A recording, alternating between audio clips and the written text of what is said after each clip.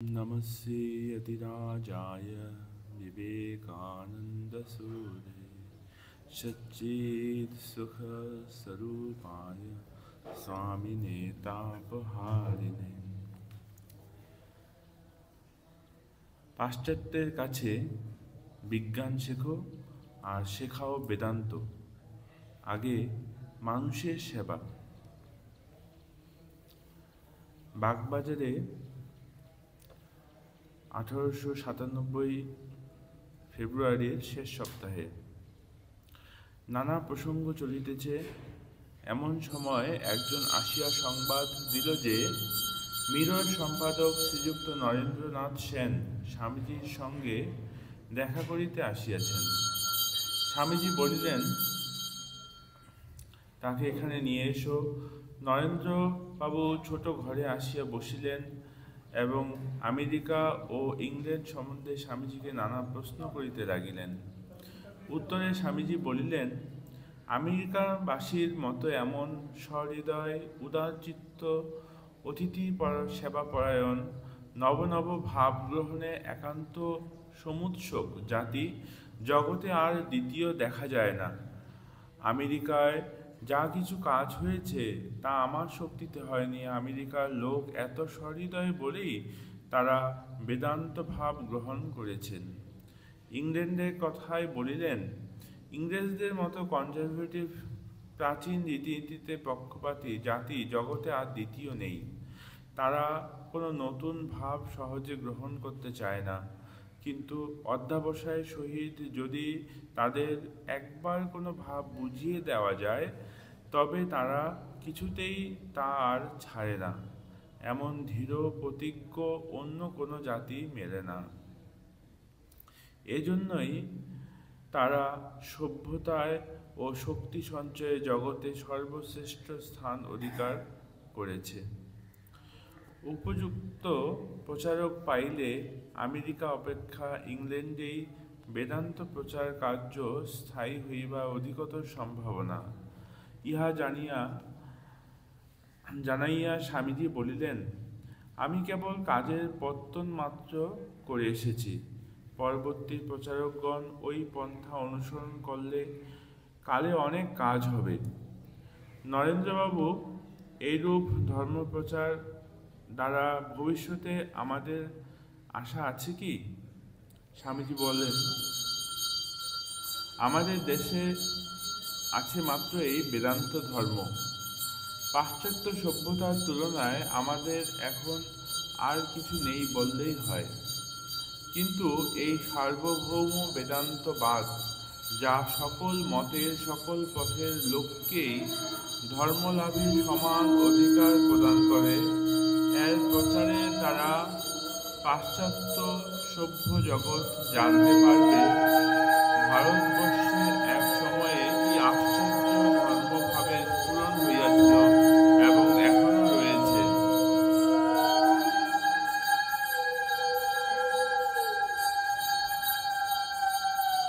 এই মতের চর্চায় পাশ্চাত্য জাতি আমাদের প্রতি শ্রদ্ধা ও সহানুভূতি হবে। অনেকটা এখনই হয়েছে। এইরূপে যথার্থ শ্রদ্ধা ও সহানুভূতি লাভ করতে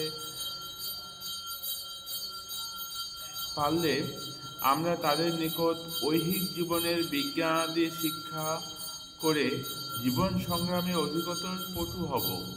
পক্ষান্তরে তারা আমাদের নিকট এই বেদান্ত মত শিক্ষা করে পারমার্থিক কল্যাণ লাভে সমর্থ হবে। এই আদান প্রদানে আমাদের রাজনৈতিক কোনো উন্নতির আশা আছে কি? নরেন্দ্রবাবু জিজ্ঞেস করলেন। স্বামীজি বলছেন, ওরা মহাপরাক্রান্ত বিরোচনের সন্তান। ওদের শক্তিতে পরাভূত ক্রিয়াপত্তলিকার মতো কাজ করছে পঞ্চভূত। আপনারা যদি মনে করেন আমরা এদের সঙ্গে সংঘর্ষে ওই স্থূল পাঞ্চভৌতিক শক্তি প্রয়োগ করেই একদিন স্বাধীন হব, তবে আপনারা নেহাত ভুল বুঝেছেন। হিমালয়ের সামনে সামান্য উৎপল খণ্ড যেমন, তাদেরও আমাদের ওই শক্তি প্রয়োগ কুশলতা তেমনই প্রভেদ। আমার মত কি জানেন? আমরা এইরূপ বেদান্তোক্ত ধর্মের গূঢ় রহস্য পাশ্চাত্য জগতে প্রচার করে ওই মহাশক্তিধরগণের শ্রদ্ধা ও সহানুভূতি আকর্ষণ করে ধর্ম বিষয়ে চিরদিন ওদের গুরুস্থানীয় থাকব এবং ওরা ইহলৌকিক অন্যান্য বিষয়ে আমাদের গুরু থাকবে। ধর্ম জিনিসটা ওদের হাতে ছেড়ে দিয়ে ভারতবাসী যেদিন পাশ্চাত্যের পদতলে ধর্ম শিখতে বসবে, সেই দিন এই অধপতিত জাতিত্ব একেবারেই ঘুচে যাবে। দিন রাত চিৎকার করে ওদের এ দাও ও দাও বললে কিছু হবে না। আদান প্রদান রূপ কাজের দ্বারা যখন উভয় পক্ষের ভিতর শ্রদ্ধা ও সহানুভূতির একটা টান দাঁড়াবে, তখন আর চেঁচামেচি করতে হবে না, ওরা আপনা হতেই সব করবে। আমার বিশ্বাস এইরূপে ধর্মচর্চায় এবং বেদান্ত ধর্মের বহুল প্রচারে এদেশ ও পাশ্চাত্য দেশ উভয়ই বিশেষ লাভ। রাজনীতি চর্চার এর তুলনায় আমার কাছে গৌণ সেকেন্ডারি উপায় বলে বোধ হয়। আমি এই বিশ্বাস কাজে পরিণত করতে জীবনক্ষয় করব। আপনারা ভারতের কল্যাণ অন্যভাবে সাধিত হবে বুঝে থাকেন তো অন্যভাবে কাজ করে যান। নরেন্দ্রবাবু স্বামীজির কথায় সম্মতি প্রকাশ করিয়া কিছুক্ষণ বাদে উঠিয়া গেলেন। শিষ্য স্বামীজির পূর্বোক্ত কথাগুলি শুনিয়া অবাক হইয়া তাহার দীপ্ত মূর্তির দিকে অনিমেষে নয়নে চাহিয়া রহিল। নরেন্দ্রবাবু চলিয়া গেলে গোরক্ষিণী সভার জনৈক উদ্যোগী প্রচারক স্বামীজির সঙ্গে দেখা করিতে উপস্থিত হইলেন। পুরা না হইলেও ইহার বেশভূষা অনেকটা সন্ন্যাসীর মতো। মাথায় গেরুয়া রঙের পাগড়ি বাঁধা, দেখিলেই বোঝা যায় ইনি হিন্দুস্থানীয়।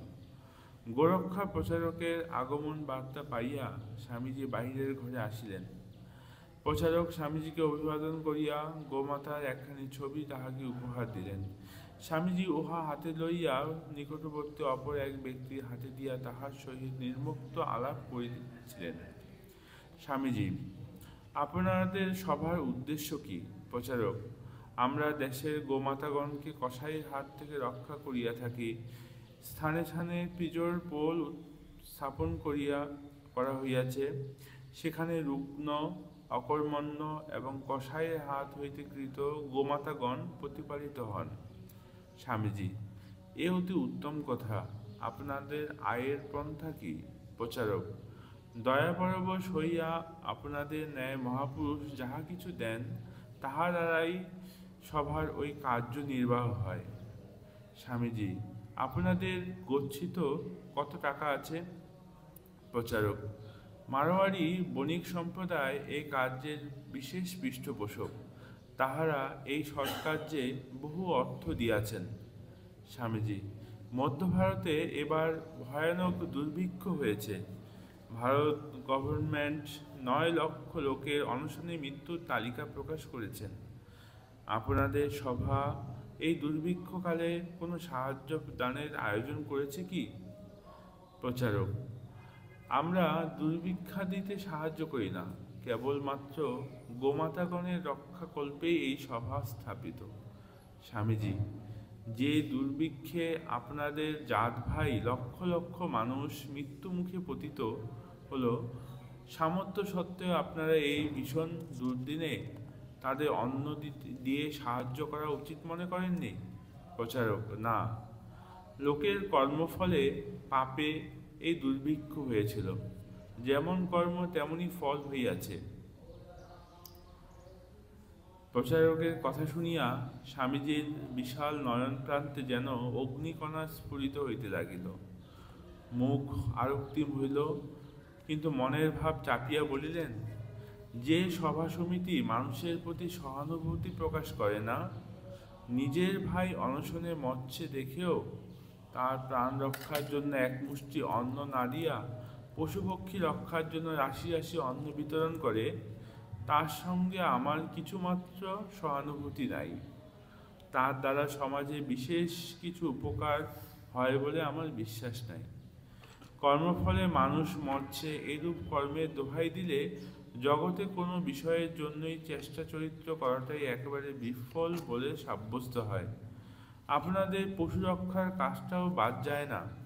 ওই কাজ সম্বন্ধেও বলা যেতে পারে, গোমাতারা নিজ নিজ কর্মফলেই কসাইদের হাতে যাচ্ছেন ও মরছেন, তাদের ওতে কিছু করবার প্রয়োজন নাই।